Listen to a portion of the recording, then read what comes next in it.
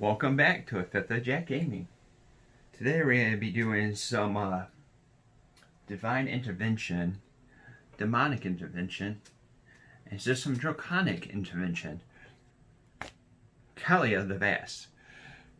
This was a pre-con that was done at the very early days of Commander. When they first came out with the pre-cons, this was one of them. This is Heavenly Inferno. It's slightly modified. We're doing this because Double Masters, Kaalia was one of the cards that came out, so figured it'll be a nice little progression. Plus, we had a couple people request it.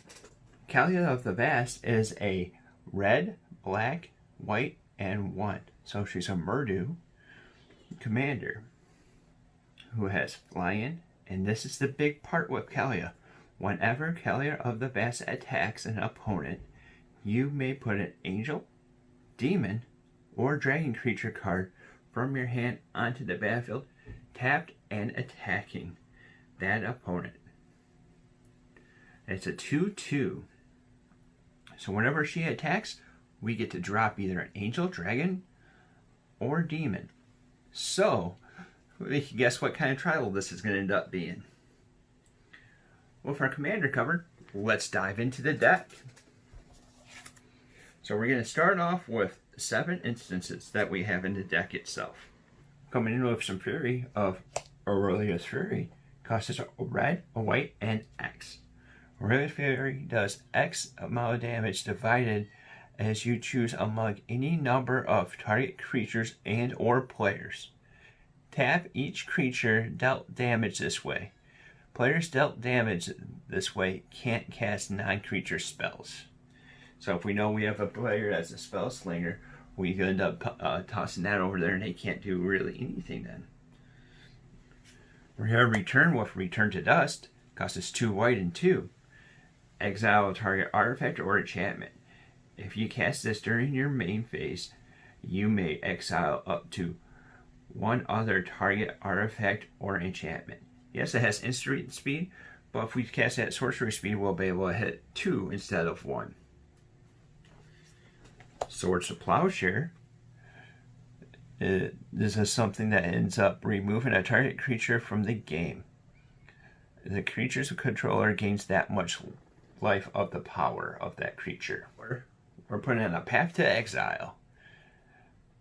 Costs us 1. Remove a target creature from the game. Its controller may search his or her library for a basic land and put it into play tapped. We're also playing Terminate. Costs us 1 red and a black, where we get to destroy a target creature and it can't be regenerated. Orm's Thunder costs us a white and 2. It has a kicker cost of 1 red. Destroy a target artifact or enchantment. If you paid the kicker cost, Orm's Thunder deals damage equal to that of artifacts or the enchantment's converted mana cost to a target creature. And last but not least, Condemn. Costs us 1 white. We put a target attacking creature at the bottom of its owner's library. Its controller gains the life equal to its toughness. Now we're going to be diving over to the sorceries, which we have 8 of them altogether. Diabolic Tutor costs us 2 black and 2. It allows us to search our library for a card and put it into our hand and then shuffle our library. Day of Judgment costs us 2 white and 2, where it destroys all creatures. I believe they can't be regenerated. Vindicate costs us a black, a white, and 1. Destroy a target permanent. That's right, permanent. Forget you, Planeswalkers. Revoke Existence costs us 1 and a white. Exile a target artifact or enchantment. Increase in Ambition costs us 4 and a black. Search your library for a card and then put that card into your hand. If Increase in Ambition was cast from your graveyard, instead of searching your library for 1, we get to search for 2 and put those into our hands and then shuffle our library. The flashback cost is a 7 and a black. Flashback is where we can actually play that from our graveyard. Akroma's Vengeance has 2 white and 4. Destroy all artifacts, creatures, and enchantments. It also has cycling of 3. You can pay 3, discard, and draw a card. Beach the Queen costs either 6 or 3 black. It can be paid either way, or we can mix match it however we want to do with it. Search your library for a card with a converted mana cost that costs less or equal to the number of lands you control. Reveal it and put it into your hand, and then shuffle your library. And the final sorcery is going to be Phyrexian Rebirth. Costs 4 and 2 white. Destroy all creatures. Put a XX colorless horror artifact creature token on the battlefield, where X is the number of creatures that were destroyed this way. Next is going to be the lands. This is how we're going to be able to play these spells, guys. So altogether, we have 38 lands. We're going to come out with Bojuka Bog. It comes into play tap. And when it comes into play, we get to exile all cards from graveyards. It can also tap for a black. Gave Currents is a land that can tap for a colorless, or we can tap and pay either a black or a red and add black black, black red, or red red to our mana pool. Rakdos Canarium comes into play tapped, and when Rakdos Canarium comes into play, we have to bounce that land back to our hands. It taps for a black and a red. This is like one of those lands that they call with the Kuru lands. We have a few more of those in our deck as well. So we might as well knock those guys out with Boros Garrison. Comes into play tapped, and we'll have to bump back a land to our hands. Works really good with our Bojuka Bog. Tap it, add a black and a white. Next is Orzhov Basilica. Comes into play tap, bounce the land back to our hand, and then it taps for a white and a black. Morning Slag Heap taps for a colorless mana, or we could tap one and tap it to put a swords counter on it. Or we can pay 1, remove an X amount of the storage counters for a Morning Slag Heap, and add X amount of mana in any combination of red or black mana to our pool. X is going to be the amount of counters that we end up taking off that land. Reflecting Pool allows us to tap, add a mana of 1 color of any type that any land you control can produce. Ancient Ziggurat taps for 1 mana of any color. And spend this mana only to cast creature spells. Then we have a few of what they call the check lands coming into play. Clifftop Retreat comes into play tapped unless we control a mountain or a plains. So it checks and sees if we have a mountain and a plains. If it does, it comes into play untapped. Taps for a red or a white. Isolated Chapel does the same, except for we have to have a plains or a swamp to make sure it comes into play untapped. And taps for a white or a black. Dragon Skull Summit, I know it's a little bit different language-wise, but it does the same thing. Comes into play tapped unless we have a swamp or a mountain into play. Taps for a black or a red. You have Sacred Foundry. Comes into play tapped unless we pay 2 life. This is one of those classic cases that they're called shock lands. Taps for white or a red.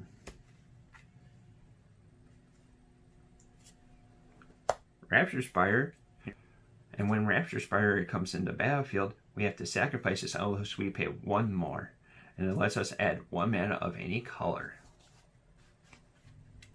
Talk about mana of any color. Command Tower allows us to tap, add mana to whatever our commander colors are. Cavern of Souls, enters the battlefield, we have to choose a creature type. Tap it, add 1 colorless mana. You can tap it, add 1 mana of any color. If it's that chosen type that we have, it is uncounterable. Forget you, blue, you're not countering my stuff. I'm going to be slaying it down with a Slayer Stronghold. You can tap her for a colorless, or you can pay a red, a white, and tap it. A target creature gains +2/+0 and gains vigilance and haste until end of turn.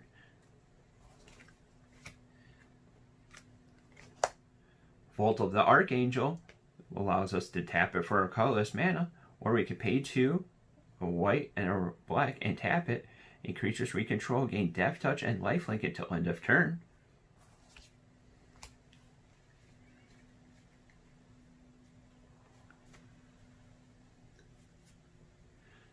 Transgale Promenade enters the battlefield tap, and we have to pay 1 more, so it's like another Rapture Spire.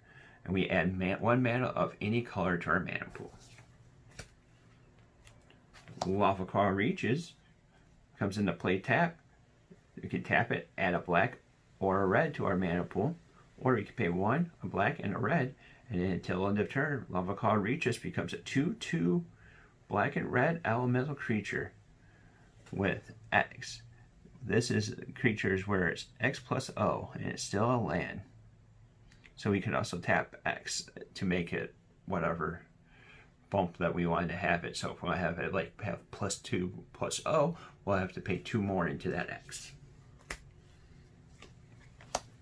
Vivid Meadow. Vivid Meadow comes into play tap, but it comes with 2 charge counters on it. We get to tap it, add a white mana, or tap it, remove a charge counter for Vivid Meadow, and add 1 mana of any color. Rogue's Passage allows us to tap for 1 colorless mana, or it has pay 4, tap it. Target creature is unblockable this turn. Another way that we can preserve Kaalia from dying. And then the rest is going to end up being basics. So we have 5 plains, 5 mountains, and 5 swamps. That's the mana base for the deck. Next is going to be the Planeswalkers. We have 3 of those. Sorin Markov is a Planeswalker that costs 3 black and 3. That comes in with 4 loyalty. The +1 lets us do 2 damage to any target creature or player, and we gain 2 life. The -3, opponent's life total becomes 10, which is the main reason that he's in here. Zap him down, finish him off with Kaalia. Or the -7 is that we gain control of a player's turn during their turn. So the -7 allows us to end up taking over the player's turn. On this list, the Reunited costs us 2 black and 3. Comes in with 5 loyalty. His +1 is that we get to draw a card, but we lose 1 life. His -3 is destroy a target creature. His -8 is target opponent gets an emblem with whenever a player draws a card, you lose 2 life. So whenever a player draws a card, they lose 2 life. And then Liliana the Vast. 2 black and 3. Target player discards a card. Search. And then we have Liliana Vest, who costs 2 and 3. Comes in with 5 loyalty. Target player discards a card for the +1. The -2 is search your library for a card, then shuffle your library and put that card on top. And the -8 is put all creature cards in all graveyards onto the battlefield under your control. Most of the time when we're doing that, we end up doing the -2, trying to tutor up for whatever we need to get. And now we're going to be coming over to the artifacts. Quicksilver Amulet costs us 4. It's an artifact that allows us to pay 4 to tap it. and we may put a creature card from our hand onto the battlefield. It's another backup idea for Kaalia. Just in case we can't cast our commander, we still not behind it because we still have Quicksilver Amulet. Every commander deck has a Soul Ring. It costs 1 mana, and you gain 2 colorless with that when we tap it. What's better than Kaalia going off and throwing out a demon, a dragon, or an angel is when we get to throw out 2 of them with Strionic Resonator. Costs us 2, and we may pay 2, copy a target triggered ability you control. You may choose new targets for that copy. That allows us to be able to do 2 dragons, demons, or angels. Chromatic Lantern, it costs us 3 mana, and our lands tap for whatever color that we need. And it also taps for whatever color as well. Mana fixing up the wazoo, that's what we want. We're running 3 different colors, so we want to make sure we're able to cast everything. A Chroma's Memorial is a 7 mana. And creatures you control have Flying, First Strike, Vigilance, Trample, Haste, Protection from Black, and Protection from Red. A whole bunch of flavors that we need to add. Whisper Silk Cloak costs us 3 mana, and it makes our creature have Shroud, which means they can't be targeted by any spells or abilities both our opponents control and we control, but it also gives them unblockable.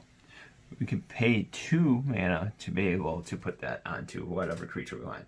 Mainly put this on Kaalia because we want to try keeping her on the battlefield as much as we can, just so we can end up putting stuff out. So we have a few more artifacts that does that too.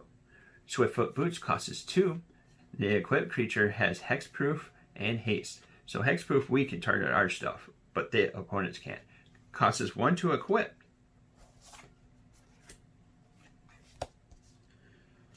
Lightning Greaves costs us 2. Equipped creature has Shroud and Haste. So this means we get to slap it on there and immediately slap them with Kaalia or whatever dragon, demon, or angel that we want. The equip costs us 0. And the last artifact is an Amulet of Vigor.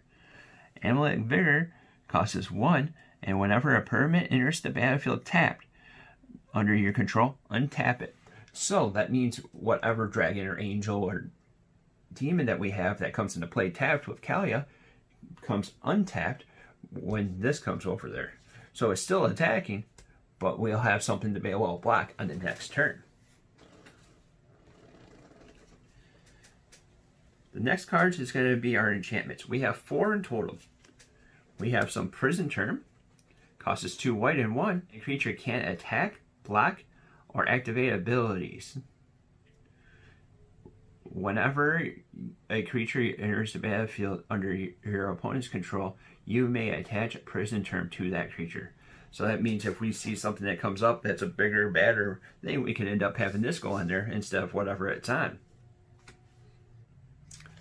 Oblivion Ring comes in at 1 white mana and 2. When Oblivion Ring enters the battlefield, we have to remove a target non-land permanent from the game. And when Oblivion Ring leaves the battlefield, that permanent ends up coming back. It's a temporary way to get rid of any kind of planeswalkers or anything else that we don't have really answers for in this deck. Stranglehold costs us 1 red and 3. Your opponents can't search their libraries. If an opponent would begin with an extra turn, that player skips that turn instead. And then Warstorm Surge. It costs us 5 and 1 red. Whenever a creature enters the battlefield under your control, it deals damage equal to its power to a target creature or player. So that also triggers off when Kaalia brings in stuff as well. They have to just enter the battlefield. And then whatever their power ends up doing, does that to them. Alright, so that covers most of the deck. We're going to be diving into the creatures. We're going to start off with angels, and then we're going to go over to do some dragon action. And then we're going to finish up for some demonic intervention that we have in this deck. Deathless Angel costs us 2 white and 4. It has a 5/7 body. It has flying, and it also has a where we tap 2 white, target creature is indestructible this turn. Protects it from some board wrath, and be able to protect any other things that we have going on with it. The Chroma Angel of Fury costs us 3 red and 5. And Chroma Angel of Fury can't be countered. It has flying, trample, protection from white, and protection from blue. And it also has pay 1 red, and Chroma Angel of Fury gains +1/+0 until end of turn. It has a morph cost of 3 and 3 red. You may cast this card face up as a 2/2 and pay for 3 anytime to flip it back over. It has a 6/6 body. We're not really going to be doing the morph thing. We're going to be putting it out there with Kaalia. But what's also nice is that it can't be countered.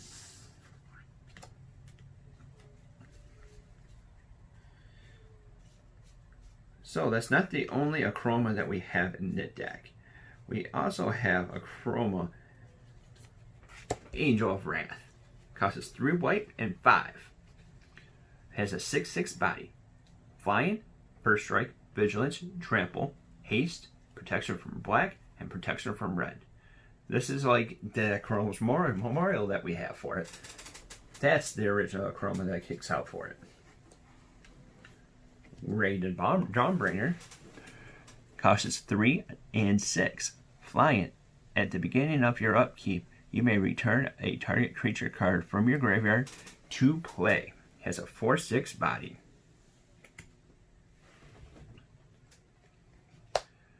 Damo Angel costs us 3 white and 3.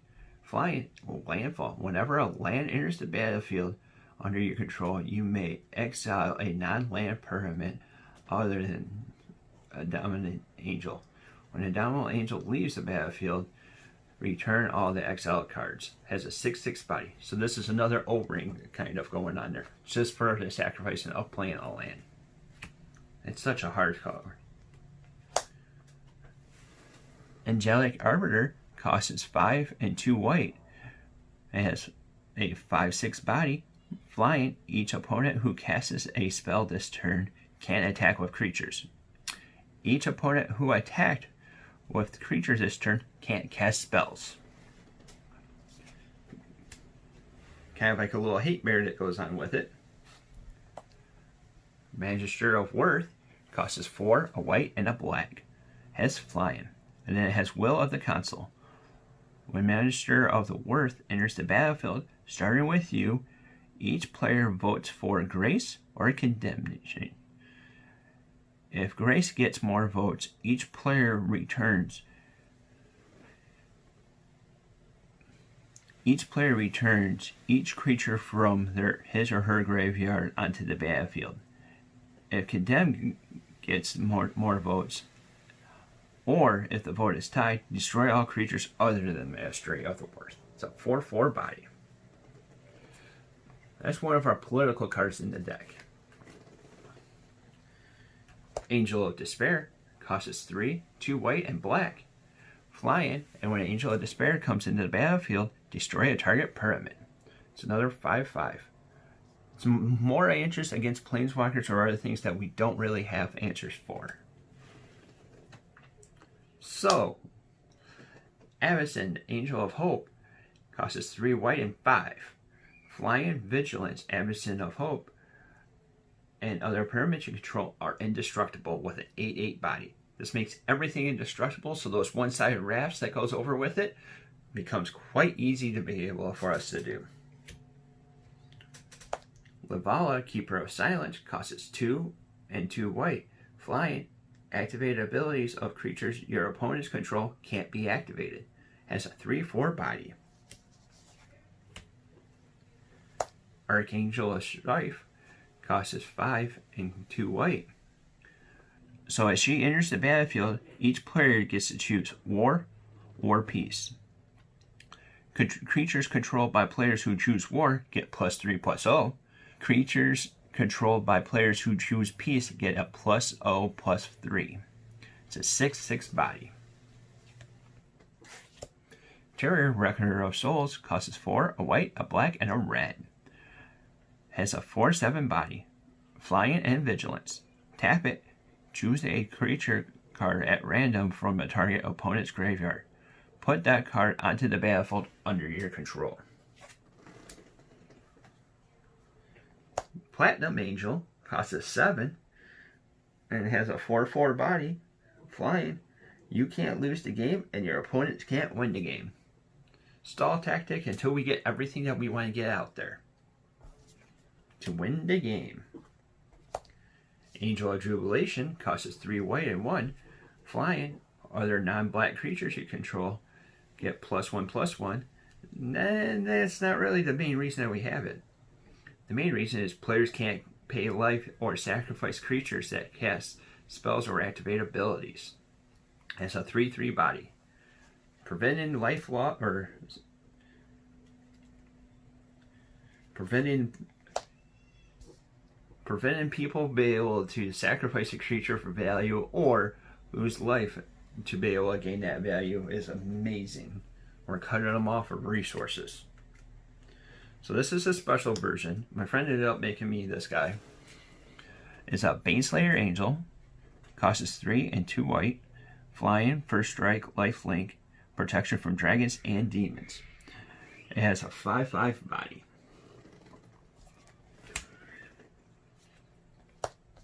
Glissa, Blade of Gold Knight. Costs 4, a red, and 2 white. Has flying, first strike. If a source will deal damage to an opponent or a permanent an opponent controls, it deals double that damage instead. If a source will deal damage to you or a permanent you control, prevent half of that damage rounded up. Has a 5/5 body. Aurora, the War Leader, costs 2, 2 red, and 2 white. For a 3/4 body, flying, vigilance, and haste. Whenever Aurora, the War Leader, attacks, for the first time each turn, untap all creatures you control. After this phase, there's an additional combat phase. Archangel of Tides costs 3 and 1. Flying. As long as Archangel of Tides is untapped, creatures you control, or as long as Archangel of Tides is untapped, creatures can't attack you or a planeswalker you control unless the controller pays 1 for each of those creatures. As long as Archangel of Tides is tapped, creatures can't block unless the controller pays 1 for each of those creatures. Has a 3/5 body. Now we're going to go over and see our Draconic side with Hellkite Igniter. Costs 2 red and 5. Flying, haste, pay 1 and a red. Hellkite Igniter gets +X+O until end of turn, where X is the number of artifacts you control. And it also has a 5/5 body. Next is Balefire Dragon. Costs 2 red and 5. For a 6/6, flying, whenever Balefire Dragon deals combat damage to a player, it deals that much damage to each creature that player controls. Another little one-side wrath. Drakus Self, Maul of Flames, costs 4 and 3 red. 7/7 body, flying. Whenever Drakus Self, Maul of Flames, attacks, it deals 4 damage to any target and 3 damage to up to 2 other targets.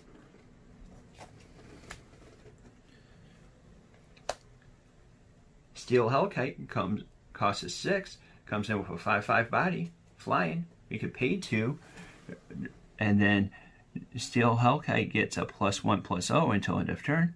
Or we could pay X, destroy each non-land permanent with a converted mana cost of X, whose the controller was dealt combat damage by Steel Hellkite this turn.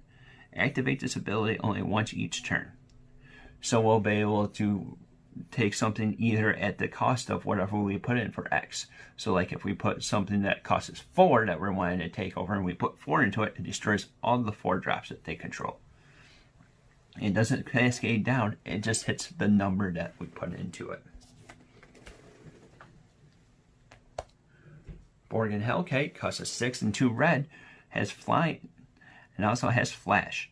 When Borean Hellkite enters the battlefield, it deals 5 damage divided as you choose among any number of target creatures or players. It's a 5/5 body.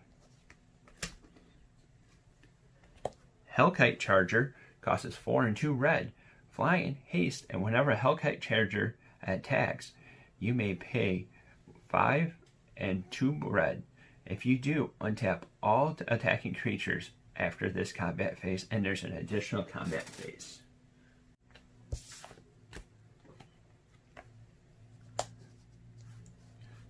I know this is a different language, but give me a quick second. I got this right over here. It's a Hellkite Tyrant. Costs 2 red and 4. It has a 6/5 body, has flying, trample, and whenever Hellkite Tyrant deals combat damage to a player, gain control of all the artifacts that player controls. At the beginning of your upkeep, if you control 20 or more artifacts, you win the game. Back up WinCon. And our last dragon is Thundermail Hellkite. Costs 3 and 2 red for a flying haste.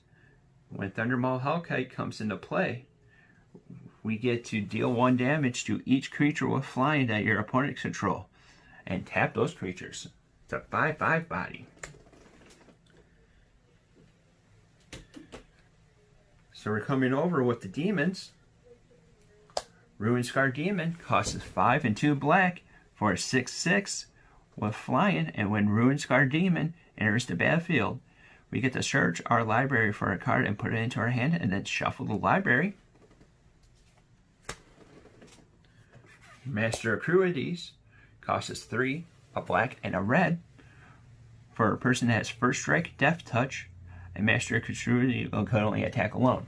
So with Kaalia, that supersedes that. He's able to come over and play and attack with Kaalia.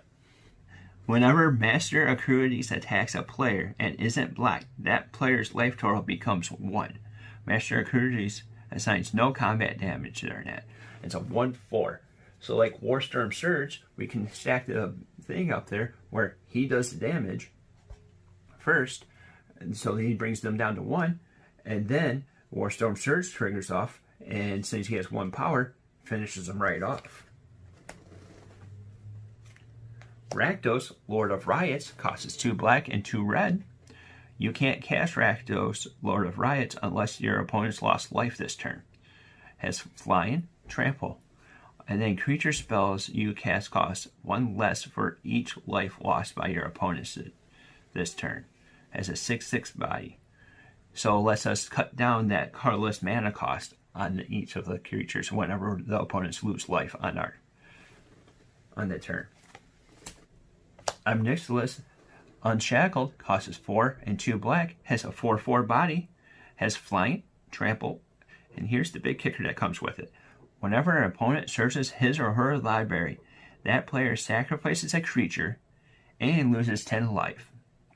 Whenever another creature dies, put a +1/+1 counter on Omnixilus Unshackled.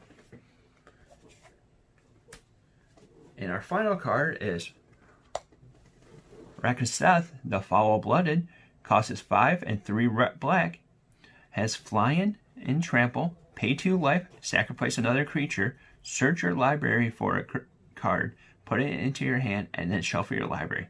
Has an 8/8 body.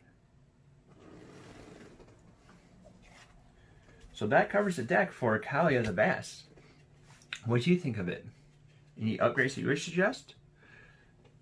Put your comments down below. Let us know what you think. If you're liking the content that we're putting out, like, subscribe, and hit that little bell icon to be notified about any of our future content. And let your friends know about us. So till next time, have a good one.